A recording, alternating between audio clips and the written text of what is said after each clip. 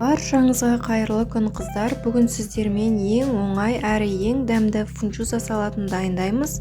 Ол үшін менің видеомды соңына дейін көріңіздер. Ең алдымен етімізге бұрыш, тұз, соямызды құйып, жақсылап араластырып аламыз. Қызып тұрған табамызға майымызды құйып, етімізді салып, қуырып аламыз. Отымыздың астын баяу қойып, етін жауып, 10-15 минут бұқтырып аламыз. Одан соң теркадан өткен сәбізімізді қосып, жақсылап араластырып қуырып аламыз. Үстінен чесногымызды қосамыз. Араластырып, суымызды құйып, етін жауып бұқтырып.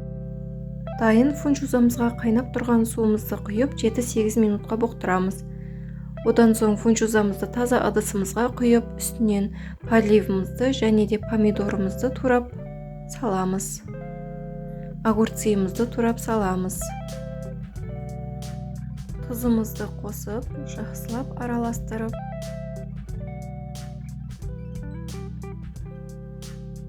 ыдысымызға саламыз. Астарыңыз дәмді болсын. Менің каналыма тіркеліп, лайк басып, пікір қалдыруды ұмытпаңыздар.